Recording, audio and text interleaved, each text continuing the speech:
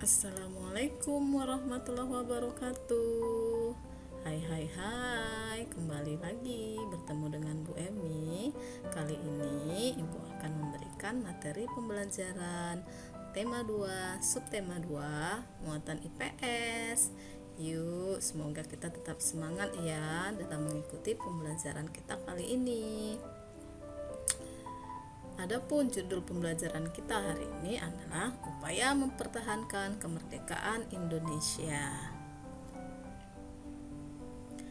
Pasca proklamasi kemerdekaan 17 Agustus 1945, bangsa Indonesia masih berjuang keras untuk mempertahankan kemerdekaannya.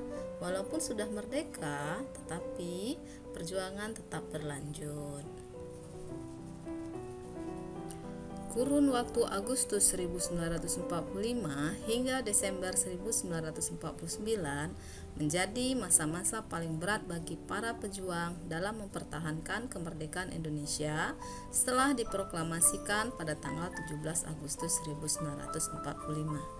Pihak Belanda bersama sekutunya dan Jepang masih berupaya mengambil alih kekuasaan. Pertempuran pun pecah di sejumlah daerah. Strategi gerilya dan diplomasi yang ditempuh berhasil membuat Belanda mengakui kedaulatan Indonesia. Perjuangan mempertahankan kemerdekaan Indonesia melalui diplomasi. Yang pertama, Perjanjian Linggarjati 15 November 1946 hingga 25 Maret 1947. Adapun hasil perundingan dari Perjanjian Linggarjati diantaranya 1. Belanda mengakui secara de facto wilayah Republik Indonesia yaitu Jawa, Sumatera, dan Madura. Yang kedua, Belanda harus meninggalkan wilayah Republik Indonesia paling lambat tanggal 1 Januari 1949. Yang ketiga, pihak Belanda dan Indonesia sepakat membentuk negara RIS, Republik Indonesia Serikat. Yang keempat, dalam bentuk RIS, Indonesia harus tergabung dalam Commonwealth atau Persemakmuran. Perjanjian Linggarjati ini menimbulkan pro dan kontra di kalangan masyarakat Indonesia. Pelanggaran perjanjian pelaksanaan hasil perundingan ini tidak berjalan mulus. Pada tanggal 20 Juli 1947, Gubernur Jenderal H.J. van Mock akhirnya menyatakan bahwa Belanda tidak terikat lagi dengan perjanjian ini. Pada tanggal 21 Juli 1947 meletuslah agresi militer Belanda pertama. Yang ketiga, Perjanjian Rumroyen. Kurun waktu 14 April 1949 hingga 7 Mei 1949. Adapun hasil perundingan dari Perjanjian Rumroyen, yang pertama, Angkatan Bersenjata Indonesia akan menghentikan semua aktivitas gerilya. Yang kedua, pemerintah Republik Indonesia akan menghadiri KMB atau Konferensi Meja Bundar. Yang ketiga, pemerintah Republik Indonesia dikembalikan ke Yogyakarta. Yang keempat, Angkatan Bersenjata Belanda akan menghentikan semua operasi militer dan membebaskan semua tawanan perang.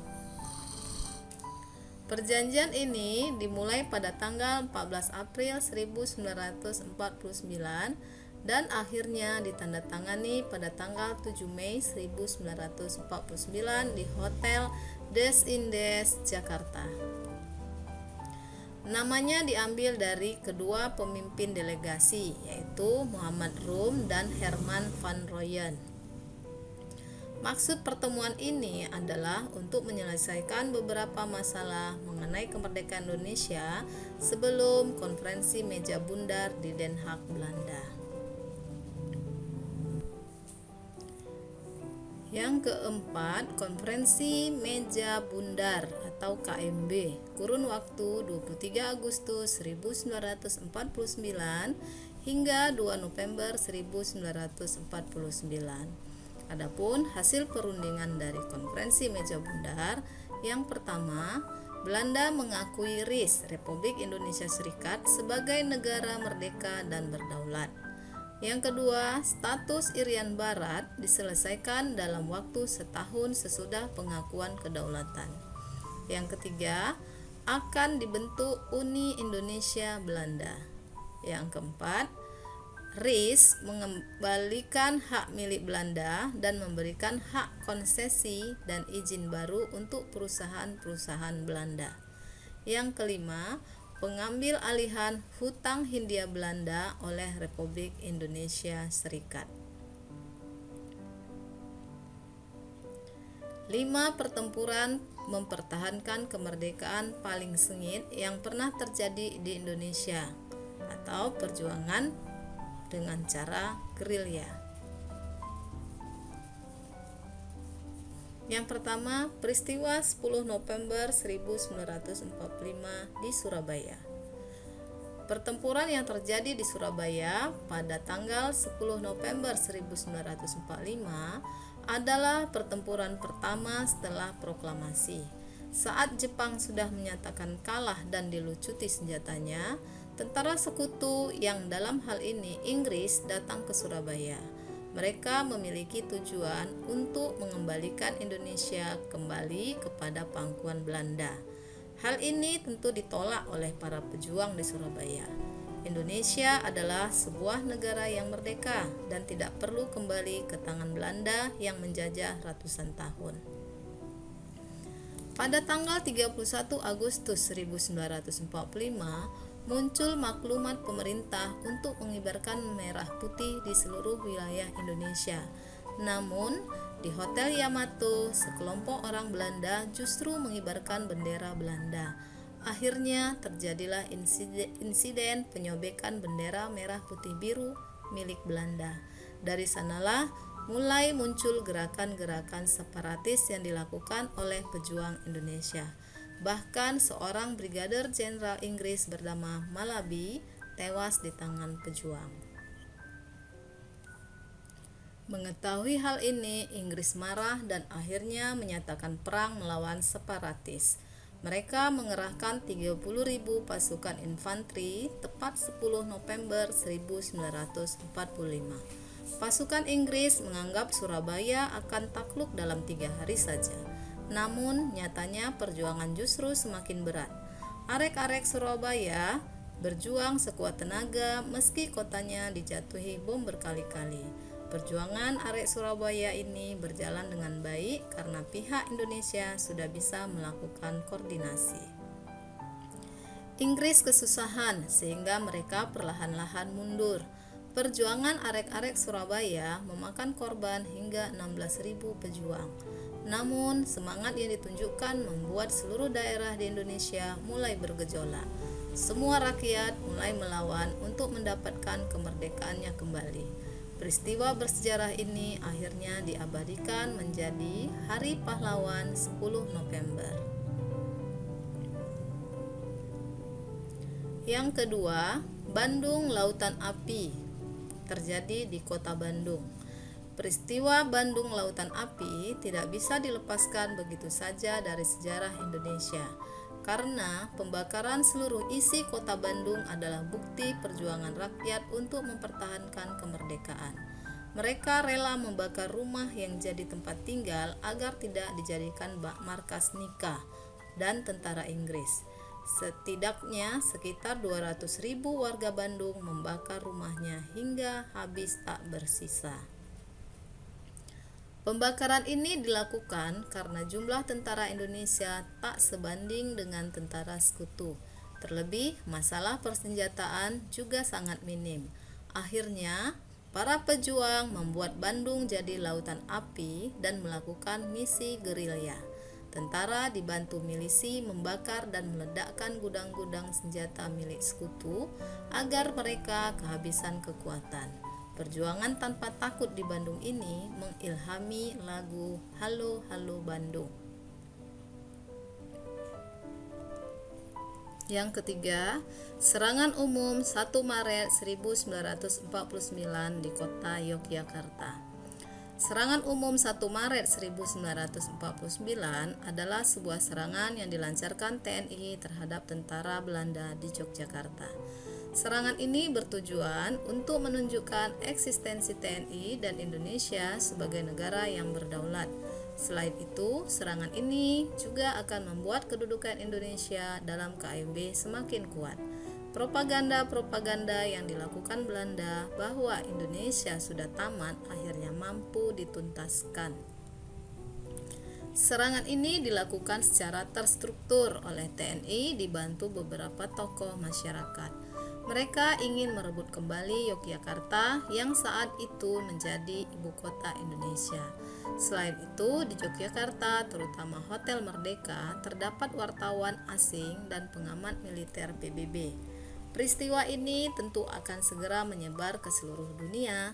Keuntungan ini dimanfaatkan TNI dengan sekuat tenaga agar Indonesia diakui sebagai negara. Serangan 1 Maret ini dipimpin oleh Letkol Soeharto.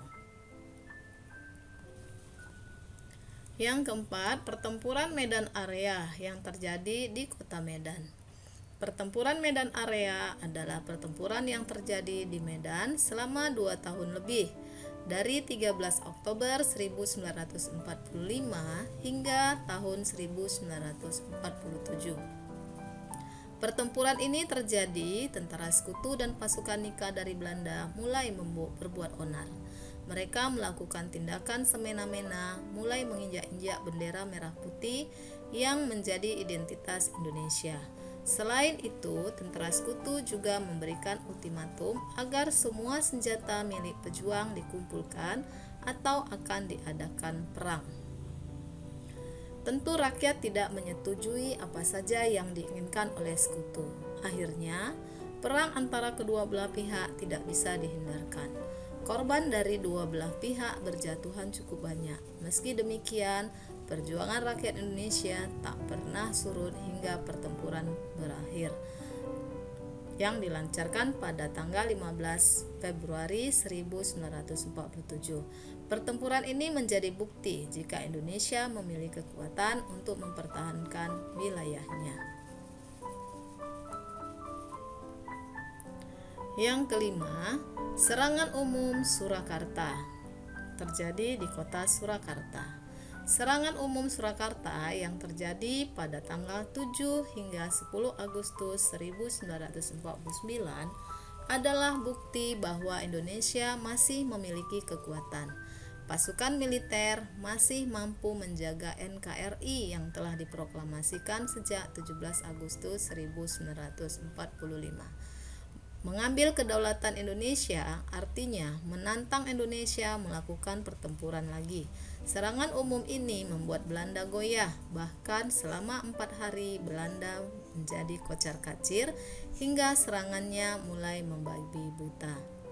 Bahkan setelah kedua belah pihak sepakat melakukan gencatan senjata, pihak Belanda melanggar dan melakukan aksi pembantaian yang membuat pasukan militer Indonesia geram. Akhirnya pertarungan terjadi terus hingga menimbulkan banyak korban jiwa berjatuhan. Parlemen Belanda akhirnya goyah dan menganggap kinerja pasukannya tak berhasil. Akhirnya perundingan dilakukan lagi dan Indonesia mendapatkan kemerdekaan secara penuh dan berdaulat pada tanggal 27 Desember 1949. Itulah 5 pertempuran dalam mempertahankan kemerdekaan paling sengit di Indonesia. Para pejuang dan juga pasukan militer Indonesia berjuang hingga tetes darah terakhir. Alasannya hanyalah untuk membuat Indonesia diakui sebagai negara yang berdaulat, negara yang saat ini kita tinggali dengan aman dan damai. Nah, anak-anak ibu, materi pembelajaran IPS kita hari ini cukup sampai di sini. Semoga apa yang ibu jelaskan dalam video pembelajaran ini dapat kamu pahami dan dapat kamu simak dengan baik. Akhirnya, ibu tutup dengan mengucapkan terima kasih. Wassalamualaikum warahmatullahi wabarakatuh.